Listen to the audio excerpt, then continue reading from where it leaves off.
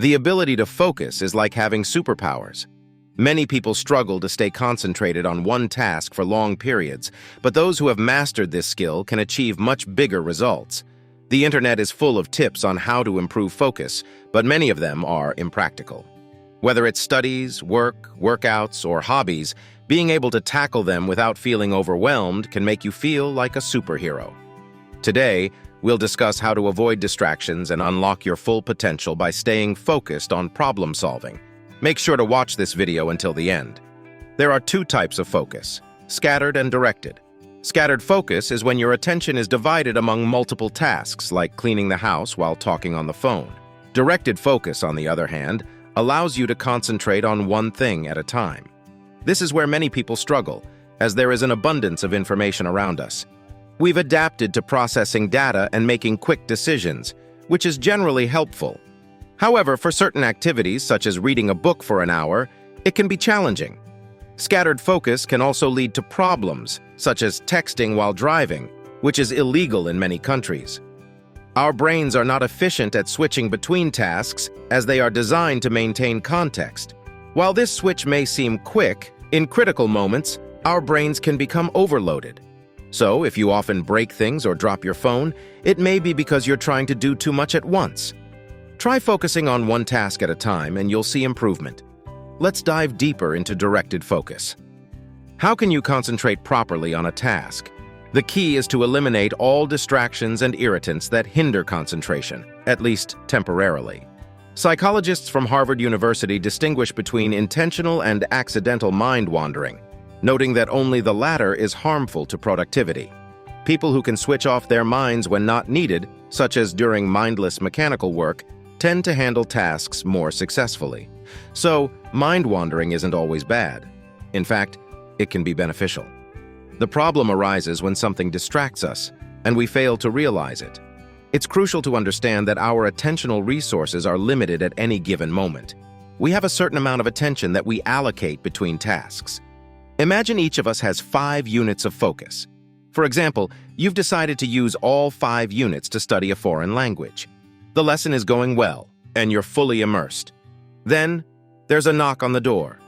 Curious, you go to the hallway and peek through the peephole, only to find no one there. You return to your study, but now your attention is divided, making it challenging to resume your previous level of concentration. As distracting thoughts emerge, such as curiosity about the knocking, your focus shifts. Let's say you now have only 3 units of focus left for studying and 2 for distracting thoughts. You're somewhat studying, but your productivity is low because your mind keeps jumping around.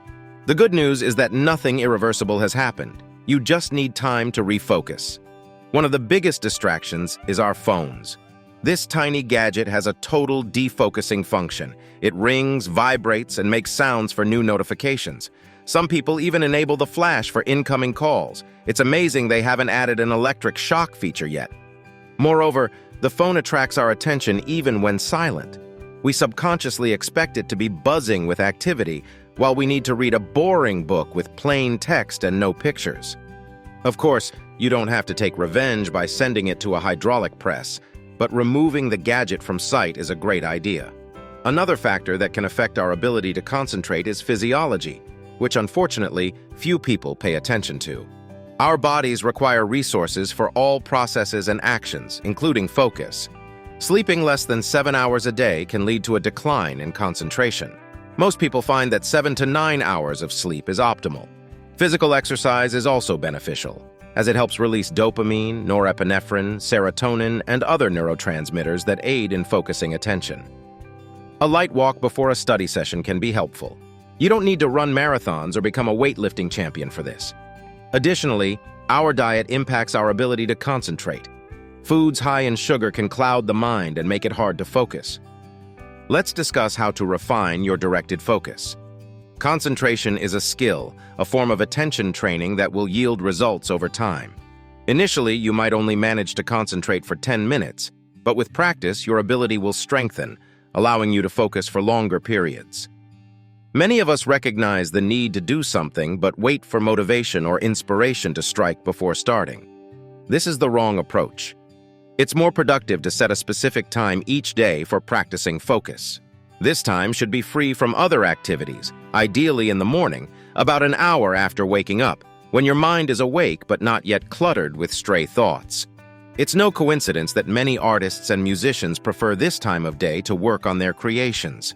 When we have urgent tasks, taking a break is often the last thing on our minds. However, research shows the importance of taking proper breaks. Experiments from the 1990s demonstrated that our maximum concentration lasts for about an hour and a half, after which we need a 15-minute break to restore our efficiency. It's normal to get tired. We're all human. Ironically, during these breaks, many people make the mistake of scrolling through social media feeds, stimulating the brain and tiring it out further. Instead, it would be more beneficial to take a walk, meditate, or even nap. Research suggests that those who meditate are better at managing their attention and knowing when a break is necessary. It's also important to allow ourselves to get bored occasionally, as this is lacking in the modern world. Researchers from the Free University of Amsterdam suggest that people's attention doesn't deplete as quickly if they're occasionally asked to disengage and think about something else, instead of constantly focusing on a task. Another important point to consider is the state of your desk. If it's cluttered to the point where you can hardly find anything, it might seem like you're about to embark on something important. Researchers have found that productivity is not necessarily higher at empty, clean desks in complete silence. In fact, productivity can be higher in a disorderly, chaotic environment. While this may seem counterintuitive for focus, it can actually work in the opposite way. When your environment is cluttered, your brain concentrates its resources on the most important task, cutting out everything else and leaving no room for distractions. So, a potential distraction, like the hypothetical knock on the door we mentioned earlier, may not have as strong of an effect. While this method may not work for everyone, it can be beneficial for some. For them, clutter adds a sense of relaxation and allows for better concentration. For example, stickers with cute cats or a poster of a favorite band could create a more conducive environment for focus. Studies on leadership issues at the Australian National University in Canberra have also found that a fun atmosphere in a team can boost productivity. However, it's important not to overdo the relaxation. Perhaps the main takeaway from research on concentration is that stress is the enemy of focus.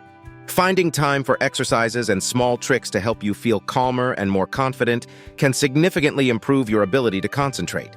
Remember, a good mood is key to successfully completing a task.